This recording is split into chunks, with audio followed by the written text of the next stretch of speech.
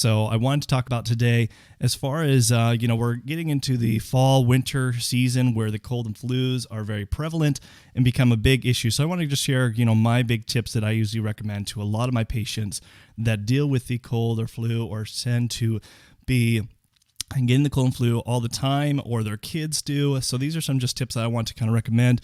If you're on this live stream, go ahead and just shout out in the comment section below. Tell me where you're from. And if you have any questions, I'll definitely have some time to maybe answer some of those questions if you do have those. So first off, as far as when it comes to the cold and flu season, we just finished Halloween. And what happens, why the cold and flu seasons become such a big issue is we tend to be more inside, and we obviously will be next to more people. And so the bug can get spread much easier. That's why we see during the fall and winter season, it's more prevalent to get the cold and flu because we're exposed easier. But not only that, we also have all the holidays, all the wonderful holidays. We just had Halloween, so eating all that wonderful candy.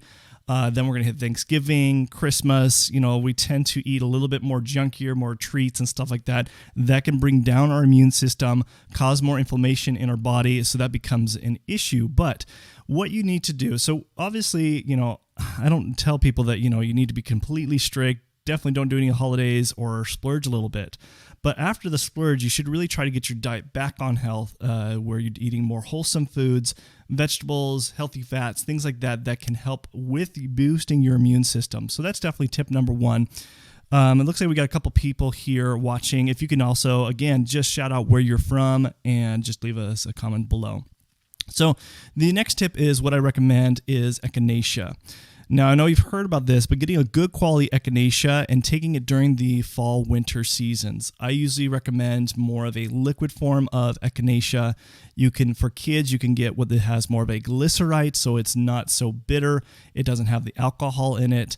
But for adults, you can still have that % of alcohol. And what I recommend is that you basically take about 2 to 3 dropperfuls of that tincture on a daily basis. This will help prevent from getting any kind of cold or flu season. They've seen it in research that it's more of a better preventive measure versus just taking it when you already have the cold and flu already. Now, it can still help when you already do have the cold and flu, but once you have the virus, it's already in there. You just have to kind of wait it out. But to prevent it, I highly recommend it. The other thing that's also really great is getting some homemade elderberry or just a very good quality of elderberry. This can really help boost the immune system. This is very beneficial especially for kids that tend to get a lot of the cold flu. By taking that on a regular basis can be very helpful. Other things that I do recommend is making sure you get your certain vitamins that do help boost the immune system. So that's going to be vitamin C and also zinc. Those two things are very, prevalent to be taking on a regular basis to help keep our immune system boosted up. Also doing more soups. So things that like bone broth or, chicken soup, stuff like that has a lot of great properties to help boost our immune system that they've shown. So trying to do more soups can be very helpful. Other things, we're hitting, towards the tail end of the harvest season, but going to your local farmer's market or something like that of growing, organic apples, they have a lot of great vitamin C, a lot of things that can really help prevent from you getting the flu. I remember a while back, because my parents, they have like a mini farm and they had tons of apples. And I remember bringing a big box of apples to where I was going to medical school during that fall winter season, and we would just be eating those daily, and everybody on the campus was getting sick. They were getting the flu, the cold, but everybody in our house that was taking the apples didn't get it at all. And I kind of contribute to that is that, it is true the saying, eat an apple a day keeps the doctor away. It's but as long as it's good quality, it can't be a lot of that processed stuff. As far as, apples come, trying to get more organic, going to a farmer's market, locally grown is going to be your best bet. The other thing that I do recommend as far as, keeping when you have the cold or flu, if you're somebody that is experiencing the cold or flu right now, what I do recommend, because usually what will happen if you have the cold, you'll start getting a very sore throat, nasal congestion. Those can be really big problems when you have the cold, for example. What I like to recommend to all my patients is doing what we call a cold wrap.